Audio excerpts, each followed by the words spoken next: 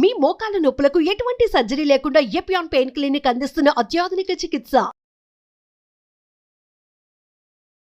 Welcome to Suman TV. Cancer ఈ మధ్యకాలంలో ఎక్కువగా విస్తరిస్తుంది. ఒక మహమ్మారిలాగా ఈ క్యాన్సర్ అనేది వస్తూ ఉందని చెప్తూ ఉన్నారు. సో ఒకప్పుడు మనకి దగ్గు జలుబు జ్వరాలు ఎలా వచ్చాయో అలాగా క్యాన్సర్ కూడా వస్తూ ఉంది. అయితే ఎందుకు ఇంతలా కేసులు పెరిగిపోతూ ఉన్నాయి, మరి రాకుండా జాగ్రత్తలు ఏంటి, వస్తే ఎటువంటి ట్రీట్మెంట్స్ అందుబాటులో ఉన్నాయి, వివరాలు తెలుసుకుందాం. ఈరోజు మనతో పాటు ఉన్నారు ప్రముఖ సర్జికల్ ఆంకాలజిస్ట్ డాక్టర్ రాజేందర్ బాయిశెట్టి గారు. డాక్టర్ గారు నమస్తే అండి. నమస్తే అండి. డాక్టర్ గారు, జనరల్గా క్యాన్సర్ అంటే ఒకప్పుడు ఎక్కడో నూటికో అట్లా ఒకటి ఇద్దరికి చూసేవాళ్ళం, కానీ ఇప్పుడు అలా లేదు. సో ఎక్కువగా వినిపిస్తూ ఉన్నాయి కేసులు. థ్రోట్ క్యాన్సర్ అంటున్నారు, కోలన్ క్యాన్సర్ అంటున్నారు, సో బ్రెస్ట్ క్యాన్సర్ అంటున్నారు. ఇలా ఎక్కువగా కేసులు నమోదవుతున్నాయి. అసలు ఏంటి ఈ క్యాన్సర్, ఎందుకు ఇంతలా కేసులు నమోదవుతున్నాయి? నిజంగా ఆలోచిస్తే క్యాన్సర్ అంటే 2020 నుంచి ఇప్పటికీ కంపేర్ చేస్తే స్టాటిస్టిక్స్ ప్రకారం కూడా 5% క్యాన్సర్ కేసెస్ నంబర్ పెరిగిందండి. దానికి మెయిన్గా 3 రీజన్స్ ఉన్నాయి. ఒకటి, ఒకప్పటికన్నా ఇన్వెస్టిగేషన్స్ అనేవి ఇప్పుడు మాస్టర్ హెల్త్ చెకప్ అని, సో రొటీన్ హెల్త్ చెకప్ అని ఇన్వెస్టిగేషన్స్ పెరిగాయి. సో దీనివల్ల ఏమవుతుందంటే ఏవైతే స్లో గ్రోయింగ్ క్యాన్సర్స్ ఉన్నాయో సో అవి ఇప్పుడు డిటెక్ట్ అవుతున్నాయి. సో ఒకప్పుడు డిటెక్ట్ కానివి ఇప్పుడు డిటెక్ట్ అవుతున్నాయి, దానివల్ల నంబర్ పెరిగింది ఒకటి. 2, క్యాన్సర్ అనేది నార్మల్గా 60 years ఏజ్ ఎబో వాళ్ళలో వస్తుంది. సో ఒకప్పటితో కంపేర్ చేస్తే ఇప్పుడు గెరియాట్రిక్ పాపులేషన్ అంటాం. సో అంటే ఎబో 60 వాళ్ళ పాపులేషన్ కూడా పెరిగింది. సో అది 2వ రీజన్ క్యాన్సర్స్ పెరగడానికి. ఏజ్ పరంగా కూడా వస్తుందండి. సో 3, అన్హెల్దీ హ్యాబిట్స్ కానీ, సో అంటే ఉన్న ఎన్విరాన్మెంటల్ ఫ్యాక్టర్స్ కానీ, సో అది 3వ కారణం. సో మనం అంటే ఎంతైతే పర్సంటేజ్ పెరిగింది అనుకుంటున్నామో సో అంత భయపడాల్సిందైతే కాదు.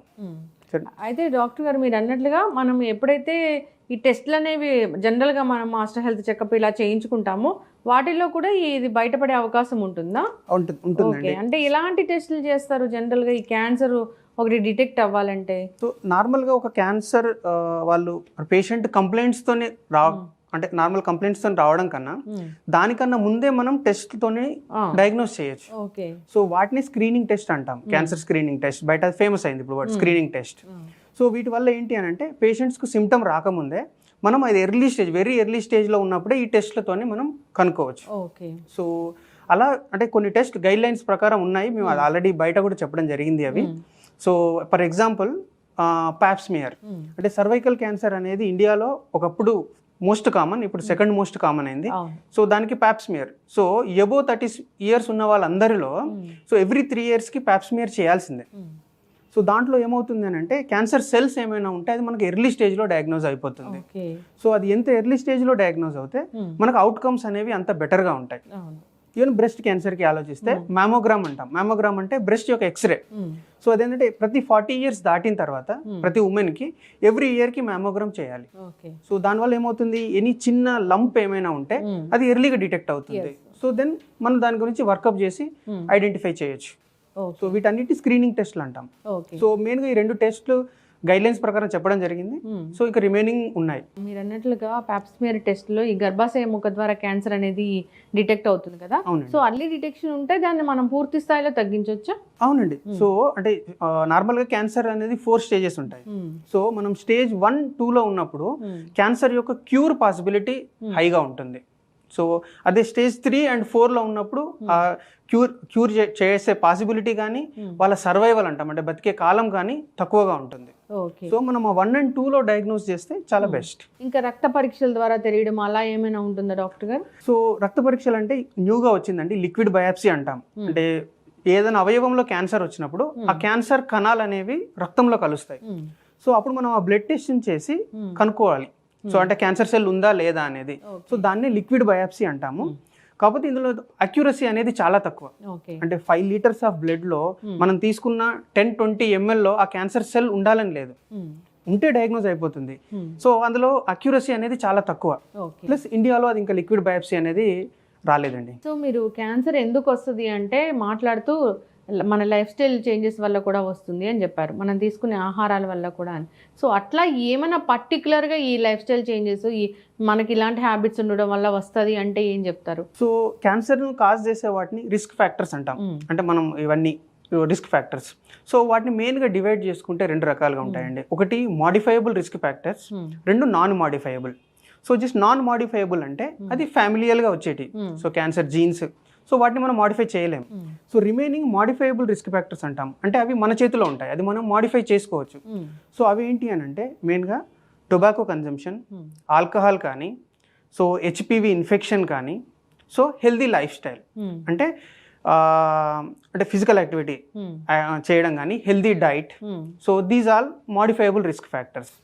సో అందులో ఒక్కొక్కటిగా ఎక్స్ప్లెయిన్ చేసుకుంటే, సో హెల్దీ డైట్. సో మెయిన్గా మన సౌత్ ఇండియాకి తీసుకుంటే హెల్దీ డైట్ కావాల్సింది refined oils. So refined oils అనేవి ప్రిపేరేషన్ అప్పుడు 500-600 డిగ్రీస్ టెంపరేచర్ దగ్గర ప్రిపేర్ అవుతాయి. సో వాటిని మళ్ళీ మనం రీహీట్ చేసినప్పుడు వాటి నుంచి ఫ్రీ రాడికల్స్ అన్ని రిలీజ్ అవుతాయి. ఈ ఫ్రీ రాడికల్స్ మన జీన్స్లోకి వెళ్ళి ఈ క్యాన్సర్ని కాజ్ చేస్తాయి. సో రిఫైన్డ్ ఆయిల్స్ అనేది మెయిన్గా అవాయిడ్ చేయాలి. 2 పికిల్స్, అంటే మనం పచ్చళ్ళు అంటాం. సో ఈ పచ్చళ్ళు అనేవి చాలా డేంజర్, ఇది మనకు అలవాటు, మనకు ఎస్పెషల్గా ఆంధ్ర తెలంగాణలో. సో ఎందుకు అని అంటే, ఒకటి హై సాల్ట్ డైట్, చాలా అంటే దాన్ని చాలా రోజులు ఉండాలని చెప్పి మనం హై సాల్ట్ యాడ్ చేస్తాం. సో దానివల్ల ఏంటంటే స్టమక్ క్యాన్సర్ ఉంటుంది. 2 స్పైసీ ఫుడ్. సో మనం అందరికీ అలవాటే ఇక్కడ హై స్పైసీ ఫుడ్. సో ఈ స్పైసీ ఫుడ్ వల్ల ఏమవుతుంది అని అంటే మనకు గ్యాస్ట్రైటిస్ వస్తుంది. ఈ రిపీటెడ్గా ఈ గ్యాస్ట్రైటిస్ రావడం అనేది స్టమక్ క్యాన్సర్కి లీడ్ అవుతుంది. Okay. So the 4th thing tandoori. So ఇది burned food, tandoori paneer, tandoori chicken, ఇవన్నీ బర్న్డ్ ఫుడ్. సో ఇవన్నీ causatives for the cancer. Okay, అంటే జనరల్గా కూడా పచ్చళ్ళు తింటే క్యాన్సర్ వస్తుందా అనేది చాలా మనం బయట వింటూ ఉన్నాము. సో కొంతమంది అవునని, కొంతమంది కాదని చెప్తూ ఉంటారు, కానీ సో ఇదైతే వాస్తవమే. స్టడీస్ ప్రకారం high salt diet is proven for the stomach cancer, 1 thing. So plus పికిల్స్లో ఉండే ఆయిల్స్ ఉంటాయి, ఆ ఆయిల్ అనేది చాలా లాంగ్ ప్రిజర్వేటివ్స్ ఉంటాయి అందులో. ఈవెన్ ప్రిజర్వేటివ్స్ కూడా స్టమక్ క్యాన్సర్ ప్రూవెన్. నైట్రైట్స్ ఉంటాయి, అవన్నీ ప్రూవెన్ స్టమక్ క్యాన్సర్ ఇవన్నీ. ఎస్, ఖచ్చితంగా డాక్టర్ గారు. అయితే తాత ముత్తాతలకి క్యాన్సర్ ఉంటే కూడా మనకి జెనెటికల్గా వస్తుంది అంటారు, అది నిజమేనా? అది familial cancers or hereditary cancers అంటాము. సో అది తాతలకు ముత్తాతలకు ఉన్నది అనగానే మనం భయపడాల్సిన అవసరం లేదు. సో భయపడాల్సిన 2 సిచ్యువేషన్స్లో మనం అలర్ట్గా ఉండాలి. ఒకటి, మన ఫ్యామిలీలో ఎవరికైనా క్యాన్సర్ వచ్చింది, వాళ్ళ ఏ ఏజ్లో వచ్చింది. ఒకటి యంగ్, అది ఈ ఫ్యామిలీలో వచ్చే క్యాన్సర్స్ అనేవి యంగ్ ఏజ్లో వస్తాయి, అంటే 30-40, లెస్ దాన్ 40. సో ఫ్యామిలీలో ఉన్న క్యాన్సర్ లెస్ దాన్ 40లో వచ్చిందా, అలా ఉంది అని అంటే మనం ఫస్ట్ అలర్ట్ అవ్వాలి. 2, మొత్తం ఫ్యామిలీలో తీసుకుంటే 2 లేదా 3 క్యాన్సర్లు ఉన్నాయి అని అంటే మనం అలర్ట్గా ఉండాలి. ఆ 2 క్యాన్సర్లు సేమ్ క్యాన్సరే అవ్వచ్చు, వేరు క్యాన్సర్లే అవ్వచ్చు. సో ఇలాంటివి ఉన్నప్పుడు మనం ఫ్యామిలియల్ క్యాన్సర్ అలర్ట్గా ఉండి, సో దానికి కావాల్సిన కొన్ని టెస్టులు కూడా ఉన్నాయి, సో ఆ టెస్టులు చేయించుకోవచ్చండి. ఓకే, అంటే ఫ్యామిలీలో ఎవరికైనా 40 ఇయర్స్లో వచ్చిందంటే దానికి నెక్స్ట్ జనరేషన్ వాళ్ళకి రాకుండా మనం కనిపెట్టడానికి టెస్ట్లు అయితే ఉన్నాయండి. సో ఫస్ట్ ఒకవేళ ఆ క్యాన్సర్ వచ్చిన పర్సన్ బ్రతికి ఉంటే సో వాళ్ళలో ఫస్ట్ జీన్ మ్యూటేషన్ చేస్తాం, అంటే ఏ జీన్ ప్రాబ్లం వల్ల క్యాన్సర్ వచ్చింది. సో ఆ ఫ్యామిలీ మెంబర్స్లో అవసరం ఉన్న వాళ్ళందరికీ ఈ జీన్ మ్యూటేషన్ ఉందా లేదా అని చూస్తాం. సో ఒకవేళ ఉంది అని అంటే వాళ్ళకు తీసుకోవాల్సిన ప్రికాషన్స్ ముందే తీసుకుంటాం. ఏం టెస్ట్ డాక్టర్ గారు అది? For example breast and ovarian cancer, so వాటికి BRCA జీన్స్ అంటాం. సో BRCA జీన్స్ అనేవి చాలా మోస్ట్ కామన్, అంటే 85-90% అవే ఉంటాయి. మిస్ మ్యాచ్ రిపేర్ జీన్స్ అంటాం, అంటే అవి కొలాన్ క్యాన్సర్ని కాజ్ చేస్తాయి మెయిన్ గా. సో ఫ్యామిలీలో కొలాన్ క్యాన్సర్ ఉంది అంటే MMR జీన్స్, అంటే డిఫరెంట్ గా ఉంటుంది, డిఫరెంట్ క్యాన్సర్ రాండమ్ గా టెస్ట్ ఇది అనేది ఉండదు. ఓకే. సో కాకపోతే ఇప్పుడు మార్కెట్ లో కొన్ని హెరిడిటరీ ప్యానెల్స్ అని వచ్చాయి, అంటే మొత్తం అన్ని జీన్స్ ని కలిపి ఒక ప్యానెల్ సిస్టమ్ లాగా పెట్టారు. సో ఆ ప్యానెల్ టెస్ట్ కూడా చేసుకోవచ్చు. బట్ అదేంటి అంటే ప్రాబ్లం, అన్ని అంటే 100 టెస్ట్ చేసినప్పుడు అందులో ఏదో ఒకటి పాజిటివ్ రావచ్చు, బట్ ఆ పాజిటివ్ ఈ క్యాన్సర్ లింక్ ఉండకపోవచ్చు, కానీ అది యాంగ్జైటీని తెస్తుంది మీకు. అరే ఈ జీన్ వచ్చింది అని అంటే, ఈ మధ్యలో గూగుల్ నాలెడ్జ్ ఎక్కువైపోయింది, సో గూగుల్లో ఓపెన్ చేస్తారు ఈ జీన్ ఉంటే ఏ క్యాన్సర్ వస్తుంది, సో ఇంకా వాడు బ్రతికినన్ని రోజులు అదే టెన్షన్తో బ్రతుకుతాడు. కాబట్టి సో ర్యాండమ్గా పోయి టెస్ట్ చేసుకోవడం కన్నా అంటే ఆంకాలజిస్ట్ని కన్సల్ట్ చేసి ఏ జీన్ మ్యూటేషన్ అవసరం అది చేసుకుంటే బెటర్. లేదు అని అంటే అన్నెసెసరీ యాంగ్జైటీ. అదే డాక్టర్ గారు, చాలా మంది కూడా ప్రతి సంవత్సరము బాడీ చెకప్ చేయించుకోవాలి, లేదంటే స్క్రీనింగ్ చేయించుకోవాలి, పాప్స్ మీద చేయించుకోవాలి, ఇట్లా ఏం అనుకోరు. సో అలాంటప్పుడు జనరల్గా ఏదైనా లక్షణాలు కనిపిస్తున్నాయి, ఈ ప్రీ సిమ్టమ్స్ అంటే క్యాన్సర్ వచ్చే ముందు ఉన్నాయి అంటే ఏమున్నాయి? స్పెషల్గా ప్రీ సిమ్టమ్స్ అని లేదండి. సో క్యాన్సర్లో సస్పిషియస్ సిమ్టమ్స్. సో మెయిన్గా క్యాన్సర్కి సంబంధించి నేను 2 చాలా అంటే సిగ్నిఫికెంట్గా ఇంపార్టెన్స్ ఏంటి అని అంటే, లంప్ అంటే గడ్డలు, 2 బ్లీడింగ్. సో బాడీలో స్కిన్ పైన కానీ, బ్రెస్ట్లో కానీ, కడుపులో కానీ గడ్డలు అనిపిస్తున్నాయి, సస్పిషియస్ అనిపించింది అని అంటే దానికి సంబంధించిన టెస్ట్లు చేసుకోవాలి. సో ఒకటి గడ్డలు, 2 బ్లీడింగ్, మోషన్ పోయినప్పుడు బ్లడ్ పడడం కానీ, సో వెజైనాల నుంచి బ్లీడింగ్ కానీ, సో లేదా ఓరల్ లీజన్స్ నుంచి బ్లీడింగ్ రావడం కానీ, ఇది. సో ఈ 2 మెయిన్ ఇంపార్టెంట్గా భావించి దానికి టెస్ట్లు చేసుకోవడమే మార్గం. ఓకే, ఎస్, ఖచ్చితంగా అండి. సో అయితే ఈ గర్భాశయ ముఖద్వార క్యాన్సర్ రాకుండా కూడా వ్యాక్సిన్స్ అనేవి ఉన్నాయని చెప్తూ ఉన్నారు. సో అలాగే మిగతా క్యాన్సర్స్ కూడా ఏమైనా వ్యాక్సిన్స్ ఉన్నాయా? మన liver cancer hepatitis B virus and C virus వల్ల వస్తుంది. సో హెపటైటిస్ బి వ్యాక్సిన్ ఉంది, అది మనకు ఇమ్యునైజేషన్ షెడ్యూల్లో ఉంది కాబట్టి పిల్లలకు చిన్నప్పుడే అందరికీ వేసేస్తాం. సో అది కాకుండా ఉంది అని అంటే ఇప్పుడు సర్వైకల్ వ్యాక్సిన్, సర్వైకల్ క్యాన్సర్కి ఉన్న వ్యాక్సిన్స్. సో ఇంకా మిగతా వేటికి రాలేదండి. సో అన్ని ట్రయల్స్లో ఉన్నాయి. డాక్టర్ గారు, జనరల్గా ఏదైనా ఒక క్యాన్సర్ వచ్చింది అంటే సో ట్రీట్మెంట్ అంటే చాలామంది భయపడతారు. క్యాన్సర్తో ఇబ్బంది పడుతూనే ఈ ట్రీట్మెంట్ కోసం వెళ్ళాలంటే కూడా భయం అనేది అధికంగా ఉంటుంది. తప్పనిసరి పరిస్థితి కాబట్టి చేయించుకోవాల్సిందే. సో కీమో కానీ రేడియేషన్ కానీ ఇలాంటివి చాలా చాలా పెయిన్ఫుల్గా ఉంటాయని చెప్తూ ఉంటారు. ఇలా కాకుండా అడ్వాన్స్ ట్రీట్మెంట్స్ ఏమైనా ఉన్నాయా? నిజంగానే ఇవి అంత పెయిన్ఫుల్గా ఉంటాయా? ఓవరాల్గా క్యాన్సర్ మేనేజ్మెంట్ని చూస్తే సో 3 పార్ట్స్గా ఉంటాయండి, 3 డిపార్ట్మెంట్స్ ఇన్వాల్వ్ అవుతాయి. ఒకటి surgery, so that is surgical oncologist. 2 medical oncologist. So 3 radiation oncologist. Okay, so ఈ మెడికల్ ఆంకాలజిస్ట్ అనే అతను ఇంజెక్షన్స్ ఇస్తాడు. సో దాన్నే కీమోథెరపీ అంటాం. That is a standard chemotherapy. So అదేంటి అంటే non specific to the cancer. So దానివల్ల ఏంటంటే కొంచెం సైడ్ ఎఫెక్ట్స్ ఎక్కువగా ఉంటాయి. దానిలో అడ్వాన్స్డ్ అంటే ఇప్పుడు ఇమ్యునోథెరపీ, టార్గెటెడ్ థెరపీ అంటాం. సో టార్గెటెడ్ థెరపీ అంటే ఏంటి, ఈ క్యాన్సర్ ఏ జీన్ ప్రాబ్లం వల్ల వచ్చిందో దాన్ని టెస్ట్ చేస్తాం మనం, చేసి దానికి అగైనెస్ట్ గా డ్రగ్ ఇస్తాం. So that is targeted therapy. Immunotherapy అని అంటే సో ఆ క్యాన్సర్కి మనలో ఉన్న ఇమ్యూన్ సిస్టమ్ అనేది దాన్ని ఎప్పుడు అటాక్ చేస్తూ ఉంటుంది. సో మన ఇమ్యూన్ సిస్టమ్ని బూస్ట్ చేసి ఆ క్యాన్సర్ని అటాక్ చేపించేదే immunotherapy. So these 2 are the latest in ఇది మెడికల్ ఆంకాలజిస్ట్ సంబంధించి. రేడియేషన్ ఆంకాలజిస్ట్కి సంబంధించి సో అందులో డిఫరెంట్ అంటే రేడియేషన్ ఏంటి, బయట నుంచి ఎక్స్రేస్ ఇచ్చి క్యాన్సర్ని మనం బర్న్ చేయడం ఇండైరెక్ట్గా. సో దాంట్లో ఏంటి అని అంటే ప్రిసైజ్డ్గా ఇవ్వడం. So that is the latest. So దాంట్లో ఏంటంటే intensive modulated radiotherapy, IMRT, IGRT, intensive image guided radiotherapy. ఇంకా దానిలో లేటెస్ట్ అని అంటే ప్రోటాన్ థెరపీ అండి. సో ప్రోటాన్ థెరపీ ఏంటంటే ఇంకా హైలీ ప్రిసైజ్డ్ థెరపీ. సో ఇండియాలో అది ఒకటే సెంటర్లో ఉంది, అది చెన్నైలో. So but highly costly, so more than 30 lakhs. So but any advanced technology so దాని డ్రాబ్యాక్ ఏంటి అంటే costly. Either targeted therapy, immunotherapy or this proton therapy. So అంటే మీరు పేషెంట్కి మీరే చాయిస్ ఇస్తారా, మీరు ఎలాంటి ట్రీట్మెంట్ తీసుకోవాలి అనేది? సో లేదంటే ఖచ్చితంగా ఈ సర్జికల్ ఆంకాలజిస్ట్ అంటే సర్జరీ చేసి దీన్ని తగ్గిస్తారు అట్లా ఏమైనా ఉంటుందా? అలా లేదండి. సో ఈచ్ క్యాన్సర్కి గైడ్ లైన్స్ ఉన్నాయి. సో అంటే ఆల్రెడీ చాలా స్టడీస్ అయ్యాయి. సో ఇప్పుడు ఈ క్యాన్సర్లో ఏ డిపార్ట్మెంట్స్ ఇన్వాల్వ్ అవుతే సక్సెస్ రేట్ ఎక్కువగా ఉంటుంది. ఓకే, సో ఒక క్యాన్సర్ ఒక స్పెసిఫైడ్ ఆర్గాన్కే ఉందండి అనుకోండి, సో అప్పుడు 2 డిపార్ట్మెంట్లు ఇన్వాల్వ్ అవుతాయి. ఒకటి సర్జరీ, అది చేసి ఆ ఆర్గాన్ని తీసేయడమా, లేకపోతే ఆ క్యాన్సర్ని తీసేయడమా, లేదు ఆ లోకల్గా రేడియోథెరపీ ఇవ్వడమా. ఒకవేళ లేదు క్యాన్సర్ బాడీలో స్ప్రెడ్ అయిపోయింది, సో వాళ్ళకి ఈ కీమోథెరపీ ఆర్ ఇమ్యునోథెరపీ ఇవ్వడమా. సో అవి సర్టెన్ గైడ్ లైన్స్ ఉన్నాయి and depending on studies. So అది ఎవిడెన్స్ బేస్డ్. సో అది మేము అడ్వైజ్ చేస్తాం. కాకపోతే ఇందులో ఇప్పుడు latest therapy or standard chemotherapy చూసామనుకోండి, సో పేషెంట్కి ఆప్షన్స్ 2 ముందు పెడతాం. సో ఇది ఇమ్యునోథెరపీ, ఇది ఇంత కాస్ట్ అవుతుంది. సో ఈ స్టాండర్డ్ కీమోథెరపీ ఇంత కాస్ట్ అవుతుంది.